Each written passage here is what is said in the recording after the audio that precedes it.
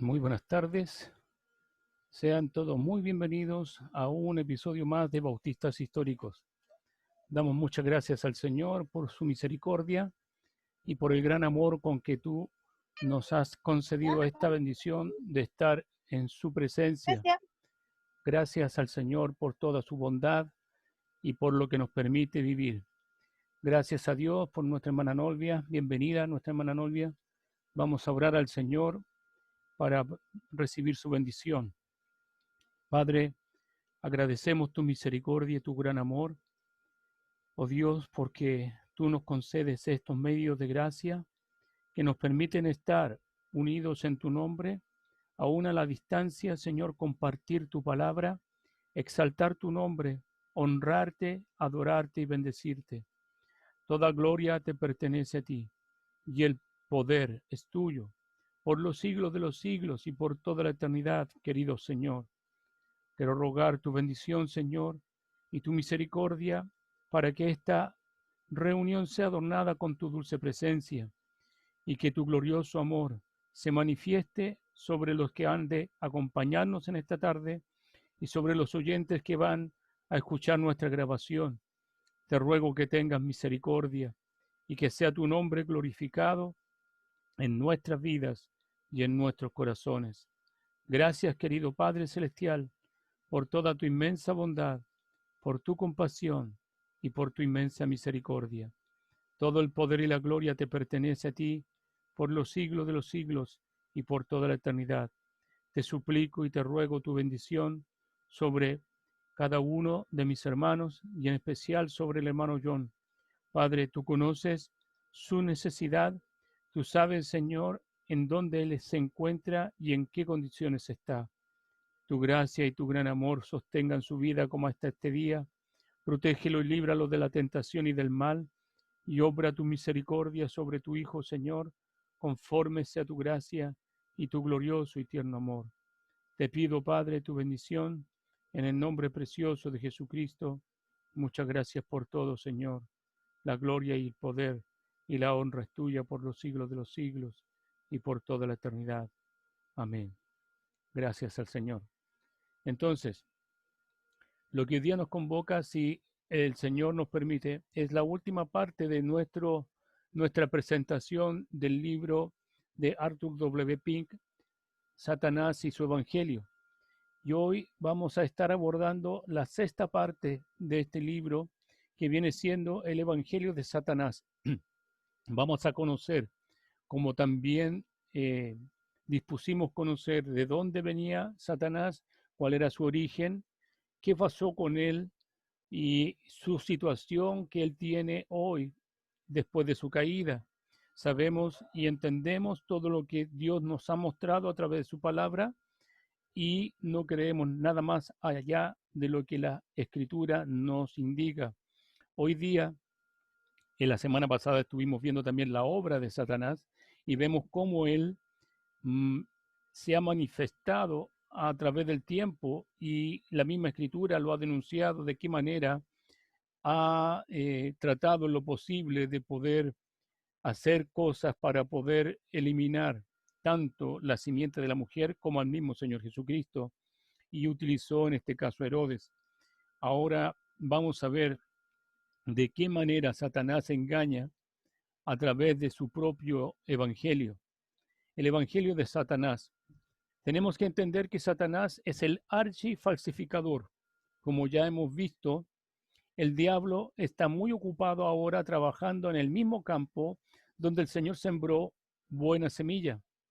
Está intentando evitar que el trigo crezca, sembrando otra planta, la cizaña, que se asemeja mucho al trigo en apariencia, en lo que es su tallo y la planta misma, pero en una palabra, mediante un proceso de imitación o emulación, está intentando anular la obra de Cristo.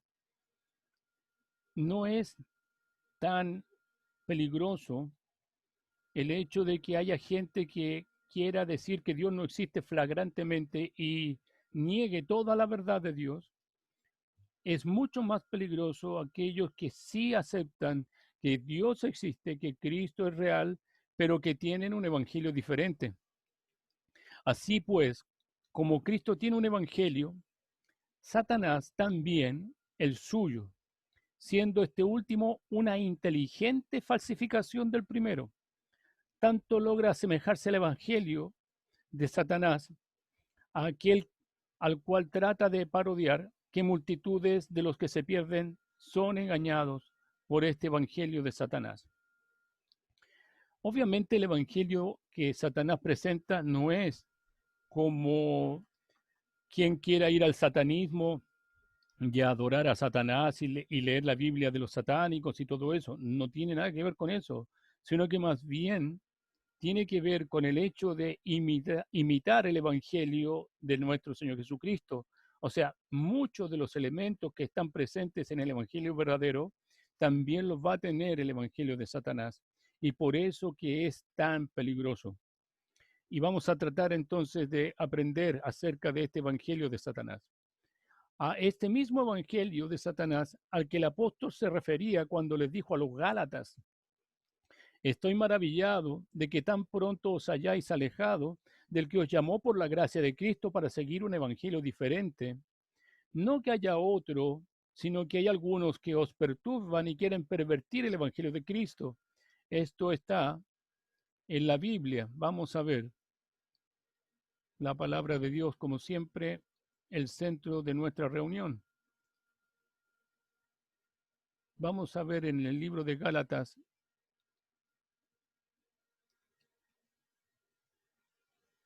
Ahí está, en el capítulo 1 y los versículos 6 y 7. Ahí está.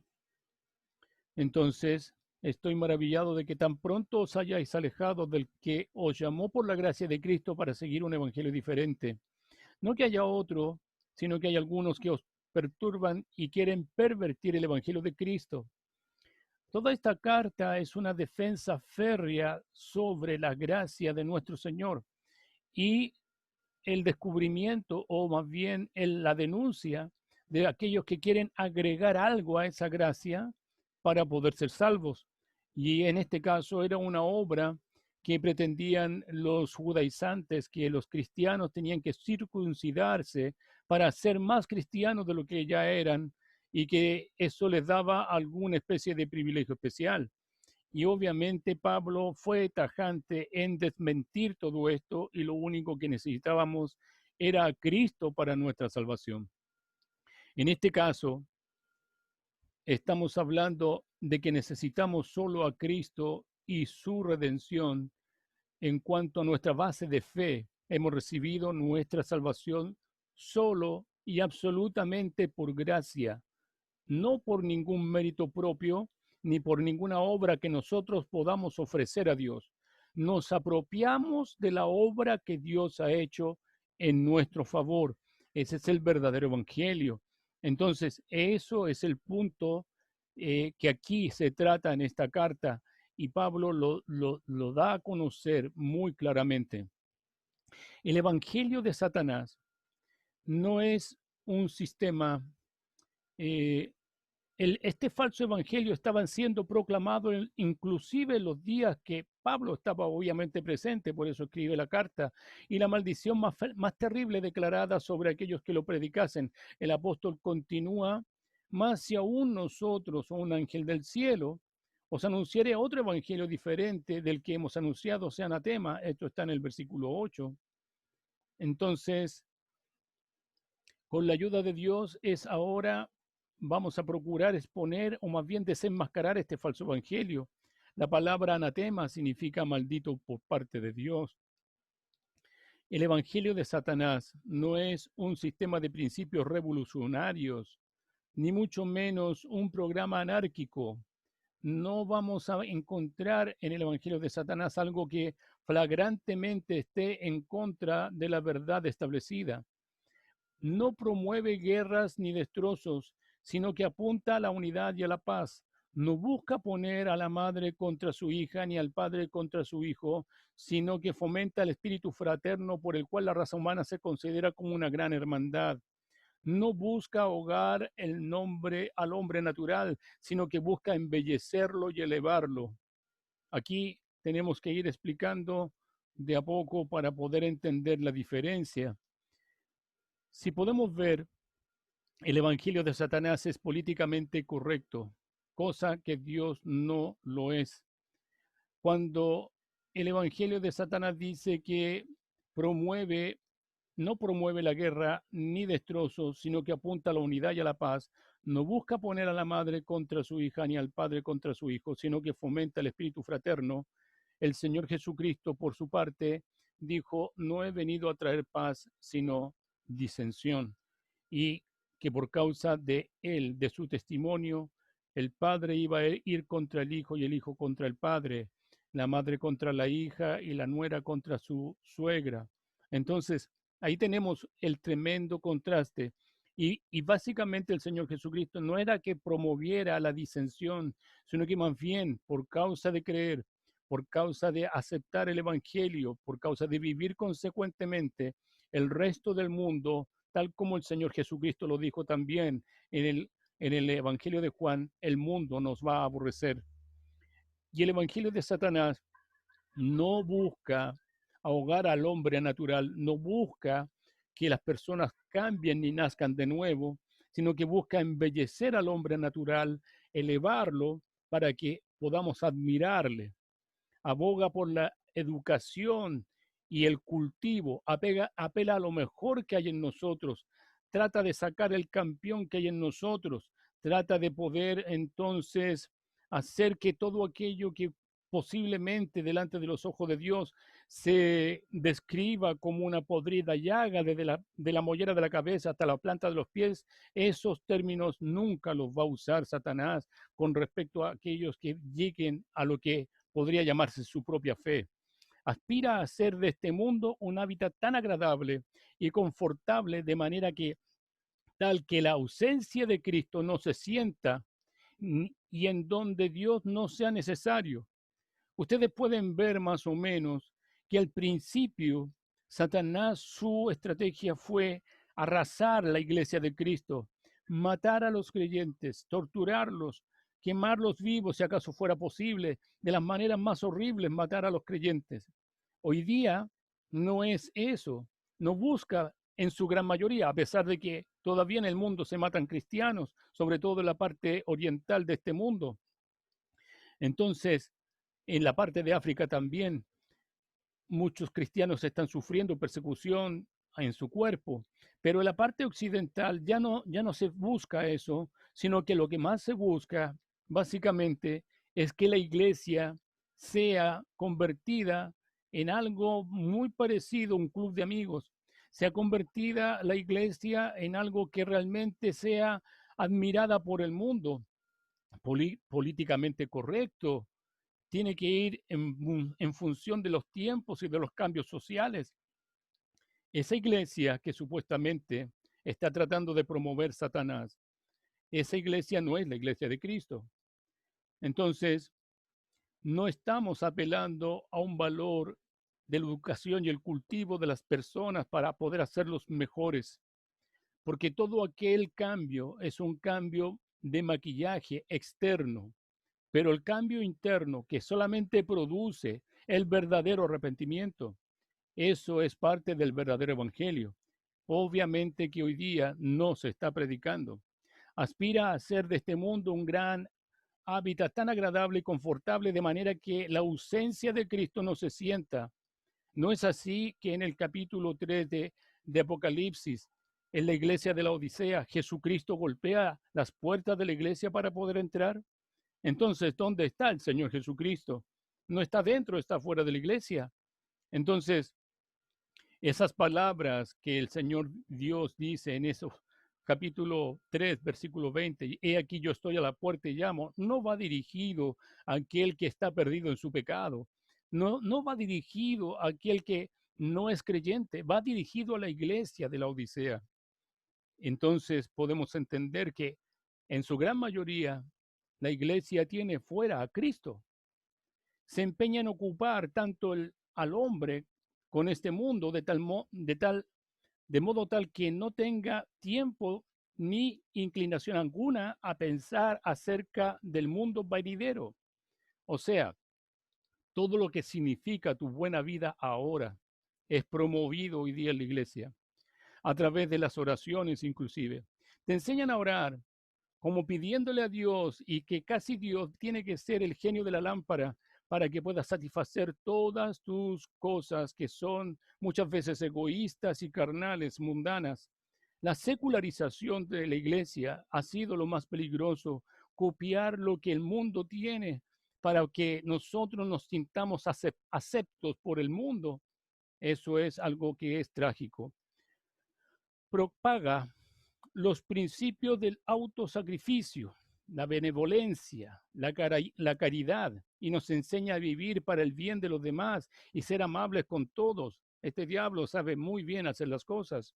Apela fuertemente a la mente carnal y es popular entre las masas, dado que ignoran los hechos solemnes de que por naturaleza el hombre es una criatura caída, alienada a la vida de Dios, muerta en delito y en pecado, y de su única esperanza yace en el nacer de nuevo.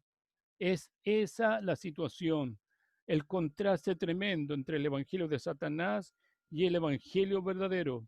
El evangelio verdadero hoy día lamentablemente ha quedado muchas veces olvidado en los templos y se ha dado pie a tener una iglesia cómoda, una iglesia en que esté próspera, tranquila, en donde supuestamente estamos haciendo la obra de Dios, pero lamentablemente estamos dormidos en una religión muerta y nada más, en donde nadie cambia, en donde nadie abandona su pecado, en donde no se dice que se debe abandonar el pecado. Entonces, en contradicción con el Evangelio de Cristo, el Evangelio de Satanás enseña la salvación por obras. O sea, tienes que portarte bien. Inculca la justificación ante Dios teniendo como base los méritos humanos. Ojo, que no estamos diciendo que en el Evangelio real de Jesucristo esto no suceda. Sucede, pero por consecuencia de haber sido transformado. No sucede para poder lograr nuestra salvación. Sucede como consecuencia de que Cristo vive en nuestro corazón. No con el fin de que Cristo viva en nuestro corazón a través de nuestras obras, de ninguna manera. Inculca la justificación ante Dios teniendo como base los méritos humanos, cosa que obviamente el Evangelio de Jesucristo no acepta. Su frase sacramental es: sé bueno y haz el bien, pero falla en reconocer que en la carne no mora el bien, no hay nada bueno. Borraron los 3 primeros capítulos de Romanos, no se habla de eso. Proclama la salvación por carácter moral de uno invirtiendo así el orden de la palabra de Dios, en donde el carácter moral es presentado como el fruto de la salvación. Sus diversas ramificaciones y organizaciones son muchas. La templanza, movimientos reformistas, liga de cristianos socialistas, lo más raro que yo he visto, cristianos socialistas, sociedades culturales éticas, congresos de paz, todos están abocados, quizás sin darse cuenta, a la proclamación de este evangelio de Satanás, salvación por obras. Su tarjeta de garantía es el sustituto para o de Cristo. Ellos están invirtiendo el asunto para sustituir al Señor Jesucristo. La pureza social, en lugar de la regeneración individual, de la regeneración personal, de lo que el Señor Jesucristo mismo le dijo a Nicodemo, es necesario que deben nacer de nuevo. La regeneración es política y filosófica a cambio de la doctrina, de la verdad y de la piedad de Cristo. La cultivación del viejo hombre es considerada más práctica que la creación de un nuevo hombre en Cristo Jesús, mientras que la paz universal se persigue aparte de otra forma separada de la interposición o la mediación y retorno del príncipe de paz. Claro, si hacemos un ambiente que es agradable y políticamente correcto, todos vamos a querer vivir eternamente en este ambiente sin tener que estar esperando la vuelta del Hijo de Dios. Los apóstoles de Satanás no son dueños de clubes nocturnos o traficantes de blancas, sino que más bien son en su mayoría ministros ordenados. Miles de quienes actualmente ocupan puestos en los púlpitos modernos ya no están comprometidos en presentar los fundamentos de la fe cristiana, sino que se han apartado de la verdad y se han dado a las fábulas en lugar de magnificar la enorme gravedad del pecado y de presentar sus consecuencias eternas. Lo minimizan diciendo que el pecado es meramente la ignorancia o la ausencia del bien. Es terrible. No se enseñan los 10 mandamientos. ¿Para qué? Muchas veces he escuchado a gente decir que aquellos que enseñan los mandamientos son legalistas, y eso es falso. No tienen idea ni siquiera lo que significa la palabra legalismo. Entonces, esgrimen argumentos que lamentablemente la palabra de Dios claramente contradice y tratan en lo posible de justificar sus propias conciencias con esos argumentos. Entonces, en lugar de advertirle a sus oyentes que huyan de la ira venidera, hacen a Dios mentiroso, diciendo que Él es muy amoroso y misericordioso como para mandar al tormento eterno a sus propias criaturas. ¡Qué tremenda falsedad! ¿Por qué? Porque se presenta un Dios en este evangelio de Satanás que es amor, amor, amor. Y se introdujo en el evangelio de Satanás una frase que fue acuñada por Mahatma Gandhi, un hombre que jamás conoció a Dios, quien nunca supo de la Biblia, dijo que Dios amaba al pecador, pero aborrecía el pecado. Y esa frase fue acuñada por Mahatma Gandhi y se introdujo de tal manera en la iglesia, que en su gran mayoría cree en eso, que es la iglesia arminiana. Entonces, esa iglesia arminiana cree que Dios es amor, amor, amor y punto. Y no hay más carácter de Dios que aparte del amor. Y obviamente esa iglesia piensa que Dios no va a mandar al infierno a nadie.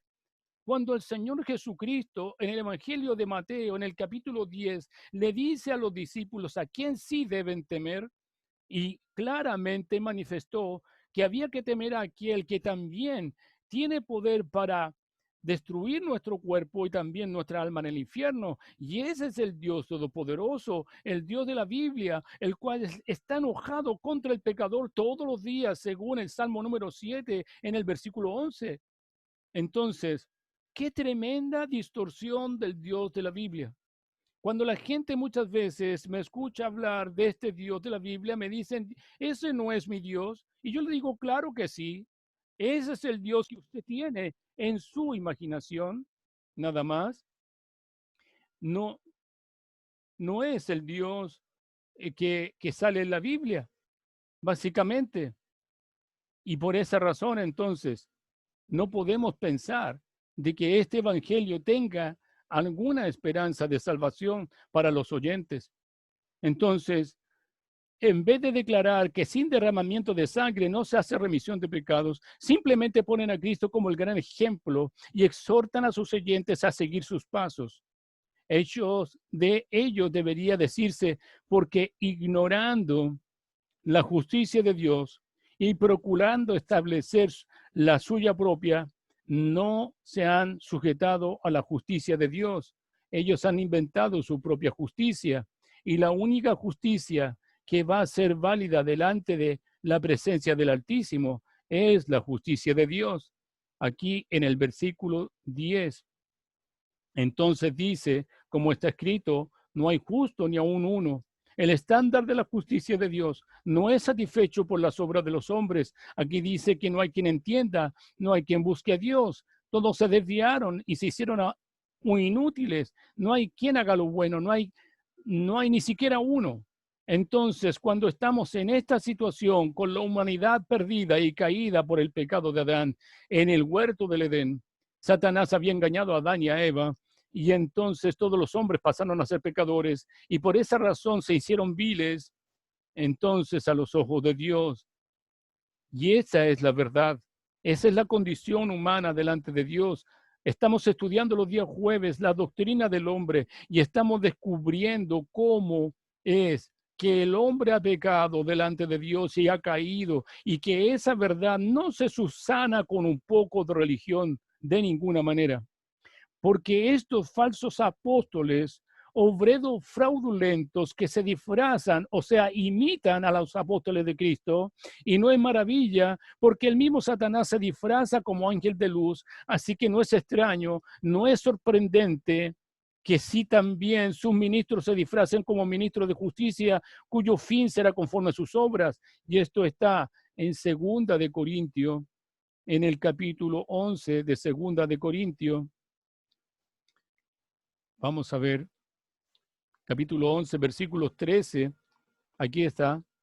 Porque estos falsos apóstoles, obreros fraudulentos que se disfrazan como apóstoles de Cristo, no es maravilla porque el mismo Satanás se disfraza como ángel de luz. Así que no es extraño si también sus ministros se disfrazan como ministros de justicia, cuyo fin será conforme a sus obras. Ahí tenemos la verdad de los apóstoles fraudulentos.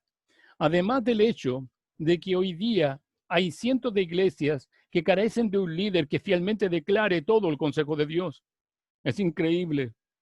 Pero en Chile, sobre todo, podría decir que no existe la palabra disciplina dentro de la iglesia. Hay muy pocas y contados lugares donde la palabra disciplina se ejerce y se ejerce con justicia y conforme a la Escritura. ¿Por qué? Porque Dios es amor, amor, amor, según lo que dice el modernismo, el hecho de el liberalismo teológico. No hablan del Dios de la Biblia, sino que hablan del Dios que está en su propia imaginación. Entonces, también debemos afrontar el hecho adicional de que la mayoría de las personas en tales iglesias son muy improbables para aprender la verdad por sí solas. No están calificados para descubrirla por sí solos. El altar familiar, el culto familiar que antiguamente se conocía, en donde una porción de la palabra de Dios se solía ser leída a diario, ahora es, inclusive en algunos hogares cristianos nominales, prácticamente cosa del pasado. Ya no se ejerce. Hoy día, con lo de la pandemia, podemos ver cómo creyentes debieron volver a hacer lo que siempre debieron haber hecho, buscar a Dios en sus hogares, buscar a Dios junto a sus familias, enseñarles a Cristo a sus hijos, estar de la mano con su gente para poder buscar de la palabra de Dios. Y eso no se estaba haciendo porque se conformaban solamente con ir el día domingo a la iglesia y como mucho a lo mejor otro día más en la semana. Y claro, los más espirituales iban a la reunión de oración y punto, pero no se vivía ni se ejercía la fe. Es increíble, porque se quedaban solamente con lo que escuchaban de su púlpito, pero no eran capaces de abrir la Biblia y verificar si acaso la enseñanza estaba de acuerdo con la escritura o no. Entonces, eso sucedía antaño con los hermanos de Berea. Pablo lo dijo. Las demandas entonces del altar familiar. La Biblia no se expone en el púlpito, tampoco se lee en la banca. Es increíble. Las demandas de esta era apresurada son tan numerosas que las masas tienen muy poco tiempo y cada vez menos inclinación para realizar sus preparativos, para encontrarse, reunirse con Dios.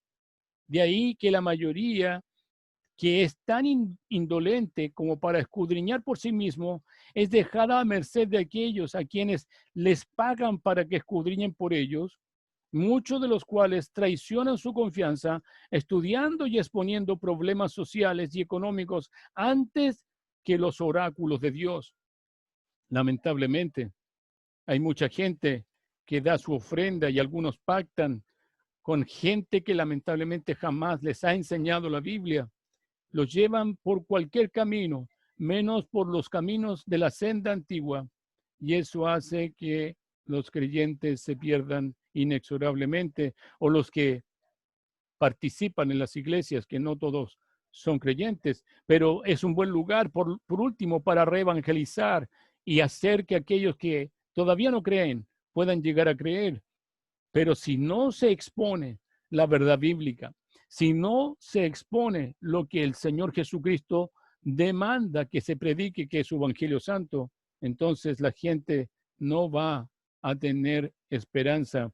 En Proverbios 14:12 leemos allí, no hay caminos que al hombre le parece derecho, pero su fin es de muerte. Este camino que culmina en muerte es el engaño del diablo, el evangelio de Satanás, un camino de salvación por mérito humano. Es un camino que parece recto, esto es, presentado en un lenguaje plausible, de tal manera que apela al hombre natural, es expuesto de manera tan sutil y atractiva que se encomienda a sí mismo a la inteligencia de sus oyentes, en virtud del hecho de que se apropia de la terminología religiosa, a veces apela a la Biblia como respaldo, siempre que se adapte, obviamente, a su propio propósito y sostiene ante los hombres nobles ideales y es proclamado por aquellos quienes se han graduado en nuestros propios institutos. Innumerables multitudes son engañadas y deterioradas por el éxito. El éxito es un acuñador ilegal que depende grandemente de cuán finamente la falsificación se asemeja al artículo genuino. La herejía no consiste tanto en la rotunda negación de la verdad, sino como en la preservación o la degeneración, perversión o la degeneración de la verdad. Hoy en día evaluamos el éxito ministerial de las iglesias por la cantidad de personas que hay dentro de ellas. Y cuando hay la cantidad suficiente para poder sostener el templo bonito, con muy buena tecnología y con muy buen sonido y todo aquello, entonces la iglesia ha sido bendecida por Dios. Pero si esa iglesia, por muy bonita que sea, no está predicando la verdad bíblica, no está dando a conocer la verdad de Dios, no está siendo fiel al mensaje del Evangelio, todo aquello que podamos tener y obtener de la reunión va a ser la nada misma y la gente no va a llegar al cielo, lamentablemente. ¿Por qué? Porque van a ser engañados tan sutilmente como cuando cae el aceite. El aceite es silencioso, pero todo lo que toca lo mancha. Así es entonces este evangelio de Satanás. Hace que las personas que supuestamente pudieran llegar a pensar de su salvación, a que van hacia el reino de los cielos, van a despertar en un lugar muy distinto que no es el reino de los cielos. Por esto mismo es que media mentira siempre es mucho más peligrosa que el rechazo total. Cuando Charles Spurgeon decía acerca del don de discernimiento, decía en esos tiempos que él vivía, que en ese tiempo ya no era el don de discernimiento, darse cuenta entre lo bueno y lo malo, porque eso era abiertamente claro. El don de discernimiento iba a poder darse cuenta el creyente entre la diferencia de la casi verdad y de la realmente verdad. Y eso es el evangelio de Satanás y el verdadero evangelio. El discernimiento tiene que llevar a las personas, pero no va a haber discernimiento si no hay acumulación de palabra de Dios en nuestra mente. De ahí que cuando el padre de la mentira entra en el púlpito, no es su costumbre negar rotundamente las verdades fundamentales del cristianismo, sino que más bien las reconoce tácitamente o implícitamente. Y entonces procede a dar una interpretación errónea y una aplicación falsa. Por ejemplo, no ha de ser tan tonto como para audazmente proclamar su incredulidad en un Dios personal, pero toma la existencia de Dios como algo seguro y entonces procede a dar una falsa descripción de su persona. Declara que Dios es el Padre espiritual de todos los hombres. Todos los hombres son hijos de Dios, todos los hombres fueron hechos por Dios. Es una cosa que es bastante clara. Todos los hombres son criaturas de Dios, fueron hechos por Dios, pero solamente son hijos aquellos que reciben a Jesucristo, según San Juan 1:12, cuando la Escritura claramente nos dice que nosotros somos hijos de Dios por la fe en Cristo Jesús, según Gálatas 3:26, y que a todos los que le recibieron, a los que creen en su nombre, le dio potestad de ser hechos hijos de Dios, San Juan 1:12. Además dice que Dios es demasiado misericordioso como para alguna vez mandar a cualquier integrante de la raza humana al infierno, cuando Dios mismo ha declarado: el que no se halló inscrito en el libro de la vida fue lanzado al lago de fuego. Esto está en Apocalipsis 20:15. Otra vez, Satanás no ha de ser tan ingenuo como para ignorar la figura central de la historia humana, el Señor Jesucristo. Por el contrario, dirige su atención a sus obras de compasión y misericordia, la hermosura de su carácter, la sublimidad de sus enseñanzas. Su vida es elogiada más, su muerte vicaria sustitutiva es ignorada. Claro, y también de la vida tampoco hablan cuando hace los látigos con cuerda y purifica el templo, porque eso no es políticamente correcto. Ver al Señor Jesucristo enojado, ¿cómo es posible? Pero allí está en la Biblia. Y echó fuera a todos los sinvergüenzas, porque eso sí que era una cueva de ladrones, básicamente. Robaban a la gente con descaro, porque no permitían que aquellos que venían desde fuera, desde muy lejos, inclusive desde otros países, trayendo sus propios corderitos para ser sacrificados, no se los aceptaban. Tenían que comprar uno de ellos, de los que criaban en el templo, porque esos sí que estaban santificados. Y más encima les cobraban, obviamente, varias veces más de lo que valía el corderito. Y cuando iban a pagar con su dinero, el dinero que traían desde el lugar donde ellos venían, no les aceptaban el dinero tampoco. Y por eso que había mesas de cambio, en donde allí también los sinvergüenciaban con el cambio. ¿Por qué? Porque el dinero solamente tenía que ser del templo y no podía tener marca ninguna de hombre alguno. Entonces, ahí vemos cómo la casta privilegiada de los sacerdotes en ese momento, los descendientes de Leví, habían hecho todo un engaño fraudulento de negocio dentro del templo, y el Señor Jesucristo lo limpió 2 veces. Entonces ahí tenemos el carácter de Dios. Estaban haciendo de la casa de Dios una cueva de ladrones, y Señor Jesucristo no fue indiferente a esa verdad y tomó el látigo y los echó. Entonces, ¿por qué ignoran tanto la verdad? Toda relevante obra expiatoria de la cruz jamás es mencionada en el Evangelio de Satanás, mientras que su resurrección triunfante y corpórea de la tumba es considerada como una de las creencias de una era supersticiosa. Es un evangelio sin derramamiento de sangre y presentación a un Cristo sin cruz, que es recibido como, no como Dios manifiesto en la carne, sino que simplemente como el hombre ideal. Evangelio mentiroso.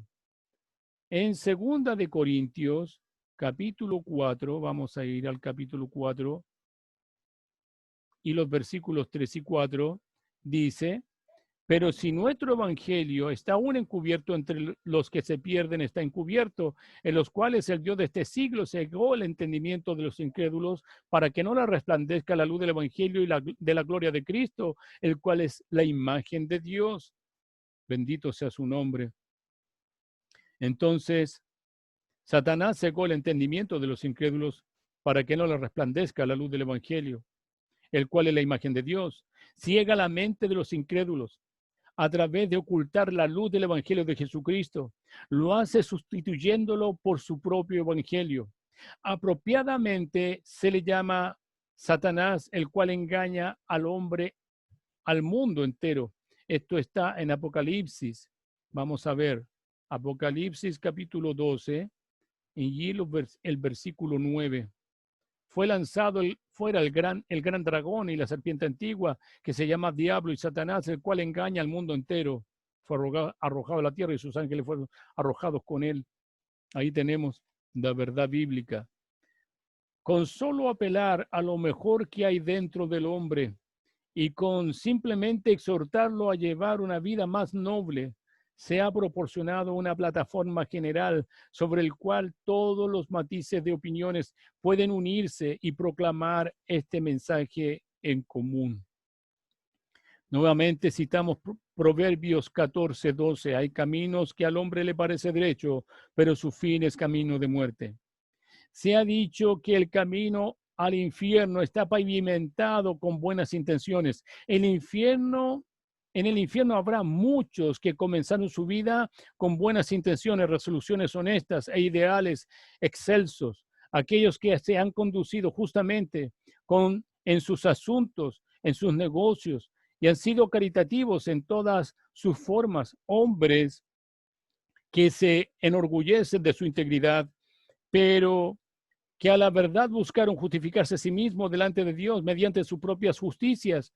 Hombres que eran morales, misericordiosos, magnánimos, pero que nunca se han visto a sí mismos como culpables, perdidos, pecadores, merecedores del infierno, que necesitan un Salvador.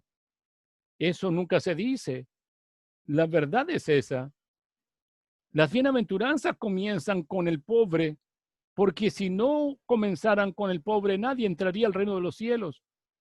Y básicamente eso es lo que somos cuando llegamos a las plantas de nuestro Señor y el Señor nos recoge y nos rescata del pecado, muertos en delito y en pecado, según Efesios capítulo 2. Tal es el camino que parece derecho, tal es el camino que se encomienda a sí mismo a las mentes carnales, que se recomienda a sí mismo a las multitudes que hoy en día son engañadas. El engaño del diablo es que podemos ser salvos por nuestras propias obras y justificados delante de Dios mediante nuestros propios hechos, mientras que Dios en su palabra nos dice, porque por gracia sois salvos por medio de la fe, no por obras para que nadie se gloríe. Y otra vez, nos salvó no por obra de justicia que nosotros pudiéramos haber hecho, sino por su misericordia. Vamos a ver, quizás pueda serme disculpada una ilustración, en este caso viene en el libro, y esto lo dice Arthur W. Pink. Entonces, una experiencia personal. Hace unos años atrás, quien escribe, Arthur W. Pink, este libro, se volvió cercano a quien era un predicador laico, un entusiasta obrero cristiano. Alrededor de 7 años, este amigo había estado comprometido en la predicación pública y en la actividad religiosa, pero a través de ciertas excepciones y frases que utilizaba, quien escribe comenzó a dudar de su amigo si sería en verdad un nacido de nuevo. Cuando comenzamos a interrogarlo, encontramos que estaba muy erróneamente familiarizado con las escrituras y que tan solo poseía la más vaga concepción de la obra de Cristo por los pecadores. Durante un tiempo intentamos presentar el camino de la salvación de una manera simple e impersonal y animar a nuestro amigo a que estudiara las escrituras por sí mismo, con la esperanza de que si aún no era salvo, Dios tendría a bien revelarle al Salvador que necesitaba. Cierto día, y para nuestra alegría, aquel que había predicado el Evangelio durante una cantidad de años nos confesaba haberse encontrado con Cristo apenas la noche anterior. Él reconoció, utilizando sus mismas palabras, que había estado predicando al Cristo ideal y no al Cristo crucificado. El que esto escribe cree que hay miles como estos predicadores quienes quizá han sido traídos a la escuela dominical y enseñados acerca del nacimiento, la vida y las enseñanzas de Jesucristo, y que cree en la historicidad de su persona y espasmódicamente se esfuerzan por practicar sus preceptos, creyendo que eso es todo lo necesario para su salvación. Frecuentemente esta clase de personas cuando llegan adultas salen fuera por el mundo encontrándose con ataques de ateos infieles que se les dice que tal persona como Jesús de Nazaret jamás ha existido.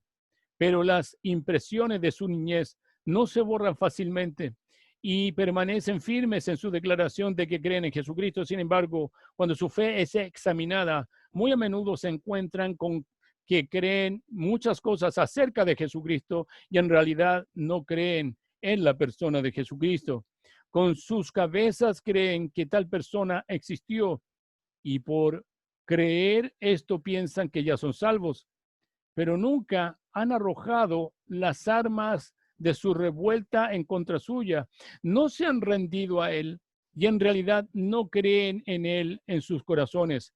La simple aceptación de la doctrina ortodoxa acerca de la persona de Jesucristo, sin un corazón que haya sido ganado por él, con una vida devota a él, no es más que otro escalón de aquel camino que al hombre le parece derecho, pero su fin es camino de muerte. Es un mero asentimiento intelectual de la realidad de la persona de Cristo, pero no va más allá. No es más que otro escalón de aquel camino que al hombre le parece derecho, más su fin es camino de muerte. En otras palabras, es otro aspecto del evangelio de Satanás.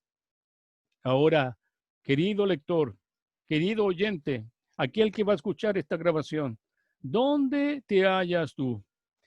¿Estás en el camino que parece derecho, pero que termina en muerte? ¿O estás en el camino angosto que conduce a la vida? ¿Has realmente abandonado el camino que lleva a la muerte? ¿Ha creado tu corazón el amor de Cristo, un aborrecimiento y horror hacia todo lo que le desagrada a Dios, o sea, hacia el pecado? ¿Estás deseoso porque Él reine sobre tu vida? ¿Estás confiando plenamente en su justicia, en la justicia de nuestro Señor Jesucristo, en su sangre derramada para ser acepto delante de Dios? ¿Estás confiando en eso?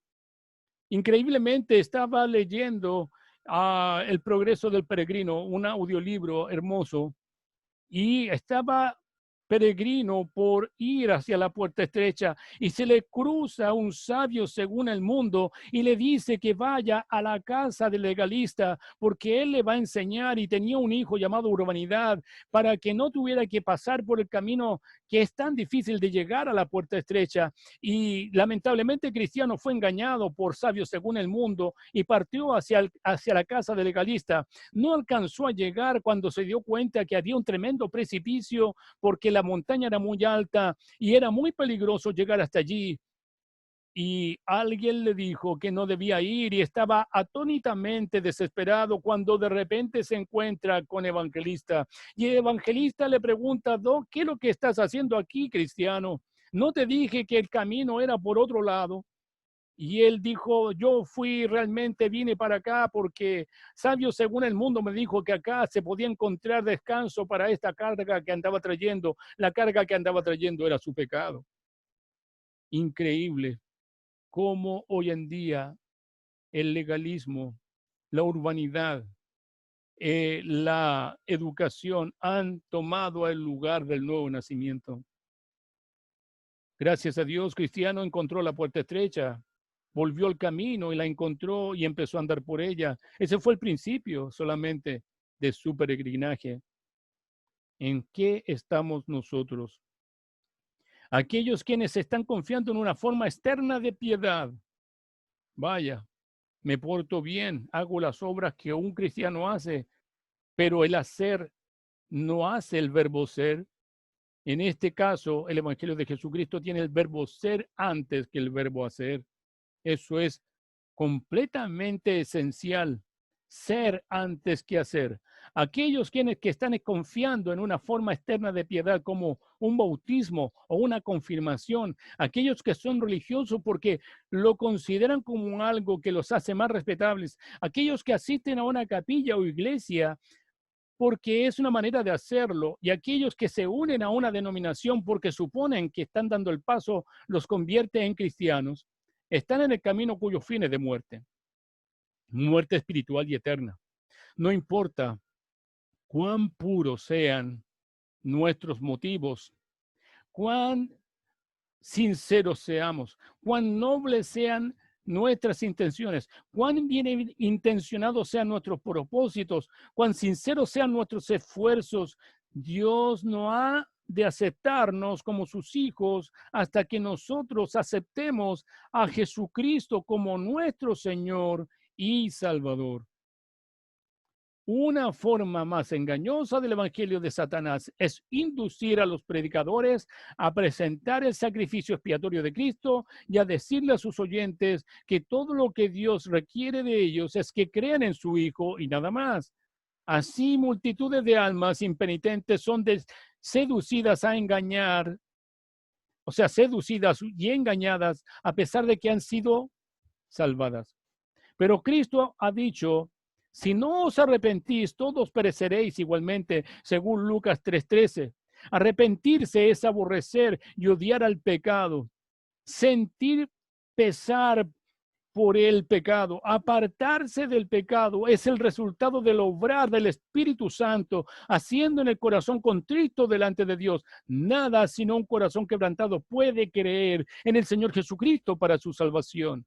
Eso es una verdad innegable.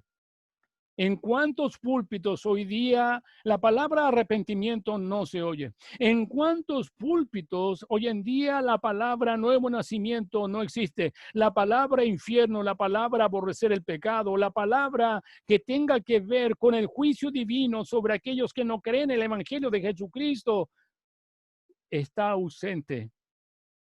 Otra vez, muchos son engañados a pesar de que han aceptado a Cristo como su Salvador personal, sin que primeramente hayan recibido a su Señor, porque separan inclusive al Salvador del Señor. Ellos piensan que Jesucristo puede salvar a alguien sin ser dueño de su vida, y eso es absolutamente falso. El Hijo de Dios no ha venido a salvar a los suyos en sus pecados. No viene a salvar a aquellos que Él escogió desde antes de la fundación del mundo para que sigan viviendo como el diablo, de ninguna manera, sino que ha venido a salvar a los suyos de sus pecados, a transformar sus vidas, a hacer que realmente sean otras personas. Ser salvados de los pecados significa ser salvados de la ignorancia y del desprecio hacia la autoridad de Dios. Es abandonar el curso de su propia voluntad, de su autocomplacencia. Es dejar nuestro camino, según Isaías 55:7. Es rendirse a la autoridad de Dios, someternos a su dominio, entregarnos a nosotros mismos para ser gobernados por Dios. Aquel que nunca cargó el yugo de Cristo sobre él. ¿Quién no está verdaderamente, diligentemente buscando agradarle en todos los detalles de su vida? Sin embargo, supone que está descansando en la obra consumada de Cristo, está siendo engañado absolutamente por el diablo. En los capítulos 7 de Mateo hay dos pasajes que aproximadamente nos dan resultados del Evangelio de Cristo y de la falsificación de Satanás. El primero, en los versículos 13 y 14 de el Evangelio de Mateo, capítulo 7, vamos a ver, capítulo 7 de Mateo.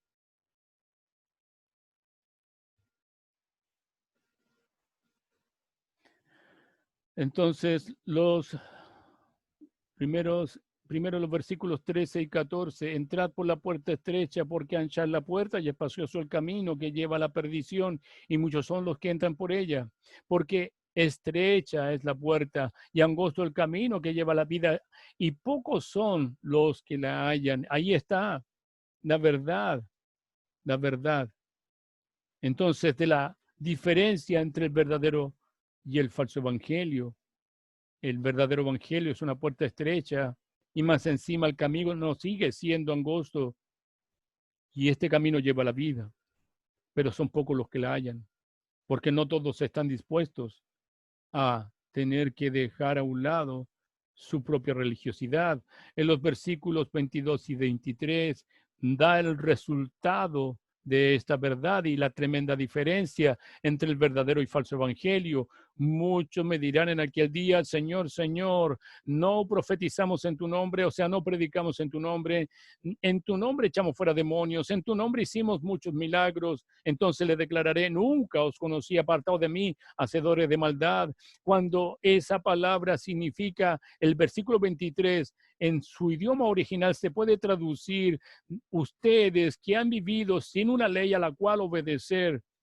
¿Cuánto hemos escuchado de que hoy estamos en una dispensación llamada gracia y que ya la ley de Dios no está absolutamente abrogada, y que inclusive citan al Señor Jesucristo? Yo no sé en qué parte, porque Jesucristo con todas sus palabras dijo: yo no he venido a abrogar la ley, he venido a cumplir la ley. Entonces, es increíble cómo hemos usado la gracia como ocasión para justificar los pecados y la maldad del hombre. Entonces le declararé: nunca os conocí. Sí, lector mío, es posible trabajar en el nombre de Cristo. Ellos predicaron en su nombre, aunque el mundo nos conozca y la iglesia nos conozca, y aún seguir siendo desconocidos para el Señor. ¿No es acaso esa verdad que dijo el Señor Jesucristo: mis ovejas yo las conozco? Que es distinto que las ovejas digan que conocen a su pastor. Qué tremendo. Entonces, podemos ser desconocidos para el Señor, y eso sí que es trágico. ¿Cuán necesario es entonces descubrir quiénes somos en realidad, examinarnos a nosotros mismos y ver que si acaso estamos en la fe, medirnos a nosotros mismos por la palabra de Dios y ver si acaso estamos siendo engañados por nuestro propio y sutil enemigo, averiguar si es que estamos construyendo nuestra casa sobre la arena o si está siendo erigida sobre la roca, la cual es Cristo. Que el Espíritu Santo escudriñe nuestros corazones, rompa nuestras voluntades y mate nuestra enemistad con Dios. Obre en nosotros con profundo y genuino arrepentimiento y dirija nuestra mirada hacia el Cordero que quita el pecado del mundo. Por último, una palabra inevitable de condenación hacia Satanás. Vamos a ver en el libro de Apocalipsis, en el capítulo 20 de Apocalipsis, y en el versículo 10, aquí está: y el diablo que los engañaba fue lanzado en el lago de fuego y azufre, donde estaban la bestia y el falso profeta, y serán atormentados de día y de noche por los siglos de los siglos. Ese es el día en donde la maldad se va a acabar. Ese es el día en donde Dios le va a poner fin a todas las fechorías de Satanás, el diablo y sus secuaces, y todos los que estaban con él. Entonces, el Todopoderoso tiene los días contados para con el diablo. Amados hermanos, amados amigos, no queremos hacer otra cosa más que presentar la verdad de Cristo. Y este libro para nosotros ha sido una revelación, una iluminación de todos los pasajes bíblicos que hablan acerca de nuestro enemigo, Satanás, el diablo, y ahora de su falso evangelio. Les invitamos sinceramente a acercarse a Cristo, a rendir su vida delante de Él, a que realmente haya un verdadero arrepentimiento. Aunque usted no haya escuchado nunca esa palabra, Dios va a demandar de nosotros la verdad cuando estemos delante de su presencia. No podemos de ninguna manera no podemos evadir la verdad de Dios.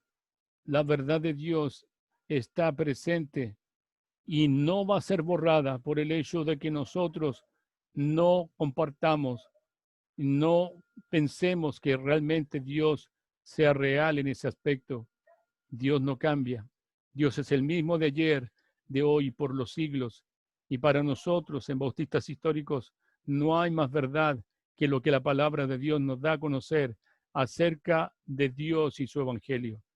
Entonces, les invitamos cariñosamente: acercaos a Dios, reconciliaos con Dios, y Él va a ser propicio en acercarse a cada uno de vosotros. Dios les bendiga. Vamos a hacer una oración.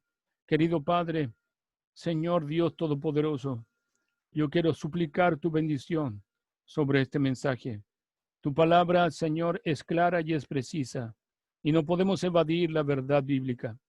Rogamos tu misericordia y tu gracia sobre los oyentes, Señor, de nuestra grabación, sobre las hermanas que me han acompañado, Señor. Tu misericordia pueda obrar, haciendo que sus conciencias sean cautivadas por tu palabra y que ellas puedan vivir y gozar de tu comunión.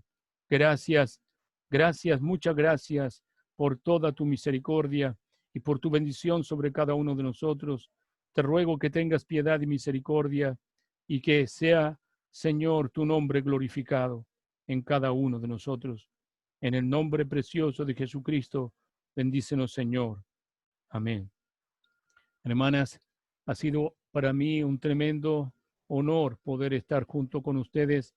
Les agradezco su fiel compañía y ruego al Señor por sus vidas. No sé si acaso quieran ustedes expresar alguna palabra de gratitud al Señor, algo que no les haya quedado claro, alguna idea que sea necesario reforzar.